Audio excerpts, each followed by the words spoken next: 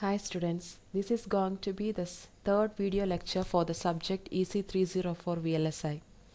In this lecture, we will learn Module 5 dealing with different types of memories. So the syllabus, the following main topics: read-only memory, random access memory, and sense amplifiers. Under read-only memory, we need to learn about three configurations: OR, ROM array, NOR ROM array, NAND ROM array. All these arrays are of the MOSFET category. Similarly, in case of RAM, we have two types of RAM are there: static RAM and dynamic RAM. Under static RAM, we need to learn about 6 transistor configuration, and under dynamic RAM, we need to learn both 3 transistor and 1 transistor configurations. And finally, the sense amplifiers. And towards to the end of this syllabus, we need to the end of the module, we need to learn about introduction to the programmable logic devices and programmable logic arrays, FPGAs, etc., which I have already given as assignment 3. Moving on to, so in this lecture we are actually focusing on the random access memory. So random access memory, we will learn two types of random access memory, that is static random access memory and dynamic random access memory. So in this lecture we are only focusing on static random access memory with 3 transistor CMOS configuration.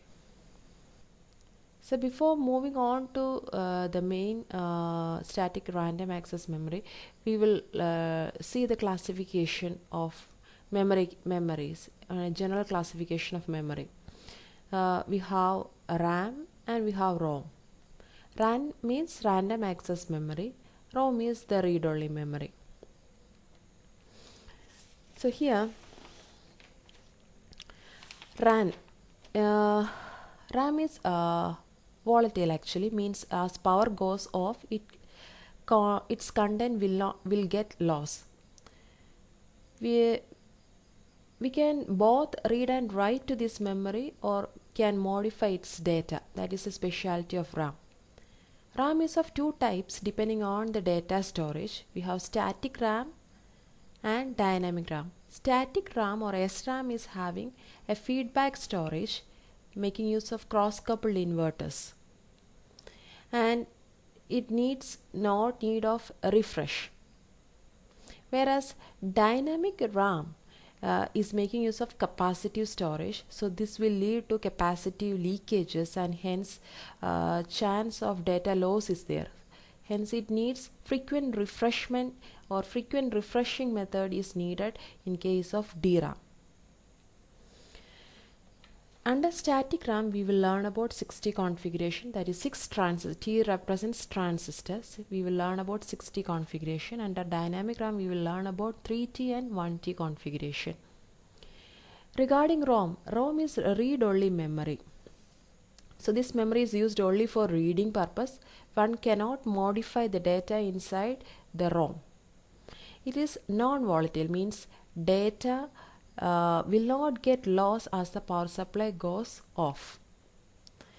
So the different types of ROM that we need to learn in this module are OR configuration, NOR and NAND configuration.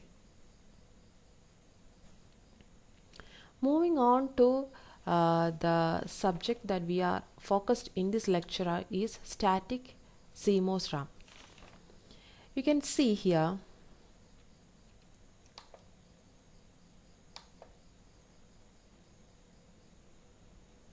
this is a memory, visualization of a memory. A memory can be visualized as a group of cells arranged in a matrix fashion. A cell can store 1 bit. You can see this is a 1 cell. Based on the number of cells, that many bits can be stored in that memory. So based on the number of bits, the memory size is actually regulated. Horizontal lines in the memory are known as word lines, and the vertical lines in the memory is known as bit lines. The word line is used to access the data or read the data inside the cell. Bit lines are used to store the data. Bit lines are of two types, original and its inverse. We have used, you can see here, bit lines. Okay, bit lines are of two types, BL and BL bar. We have opted this configuration to improve the noise margin. We will learn about all these things in the coming slides. A cell in an SRAM is shown here. You can see here each the expansion of one or a cell configuration is shown here. You can see a cell consists of two inverters which are actually crossly coupled. These two inverters are crossly coupled. Why it is known as crossly coupled? Because you can see here the input of this inverter is connected as the output of this inverter is connected as input to this inverter, and the output of this inverter is given as the input to this inverter. So this is the first point to be noted in the memory cell arrangement. In the SRAM memory cell configuration, we have two cross coupled inverters are there. Next we have two NMOS transistors. Then these two NMOS transistors are known as access transistors.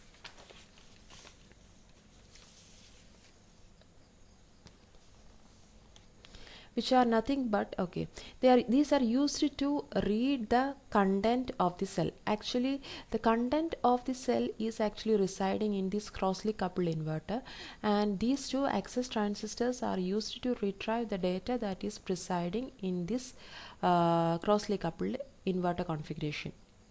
Then next we need to understand this horizontal line. This horizontal line actually represents the word line, which when enabled we can access this inverter data stored in this inverter configuration. So as we enable word line, what happens? This gate will get 1.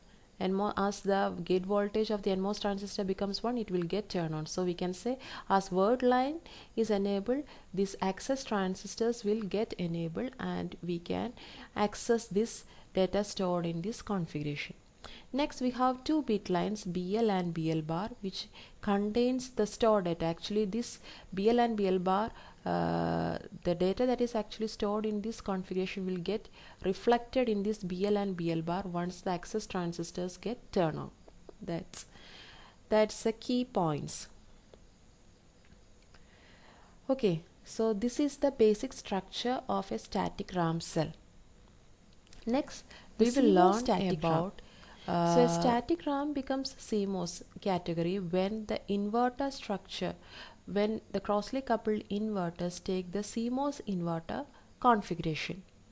So you can see here that two inverters has, so instead of the two inverter general symbol, we have used the typical CMOS inverter configuration.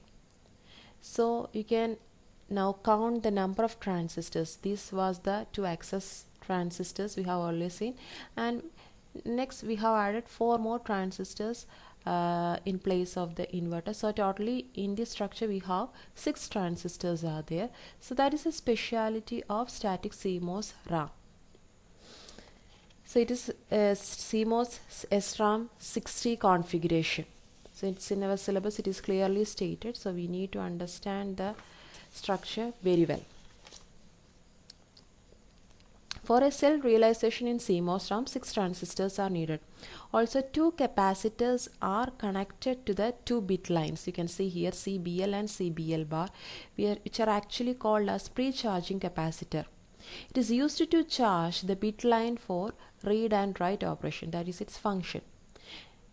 Now we can have a summary over the SRAM CMOS structure. It has got 2 crossly coupled inverter. You can see here why it is called as crossly coupled, because the output of this inverter is connected as the input to the second inverter. This is the input, okay, where the 2 source terminals connected together. That is the input point of the CMOS inverter.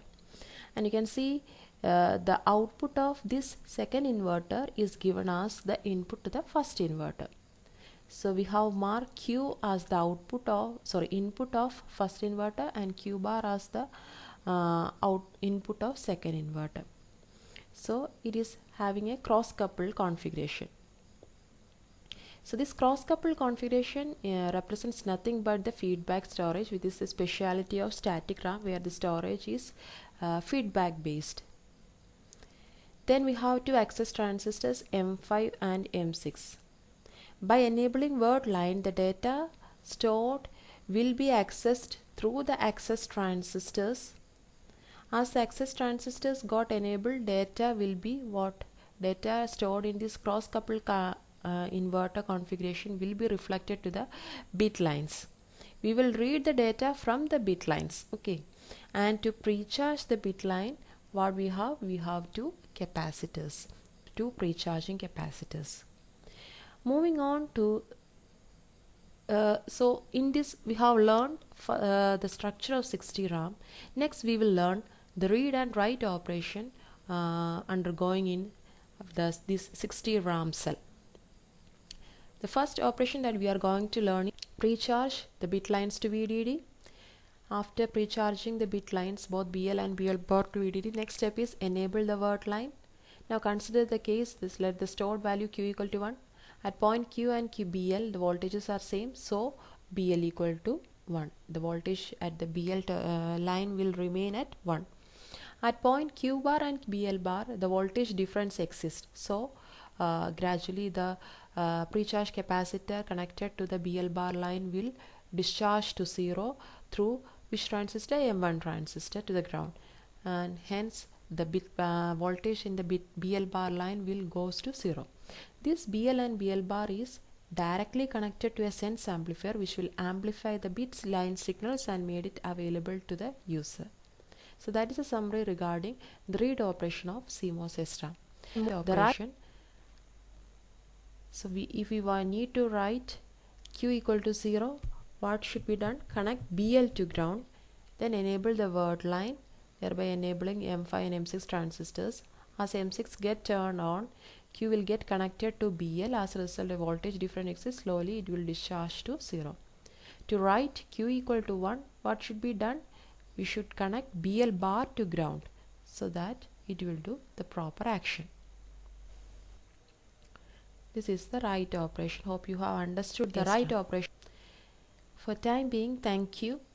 In the coming video lecture, we will learn the DRAM, that is the dynamic RAM, both 3T and 1T configuration. We will learn its reading and writing operation also. Okay, thank you.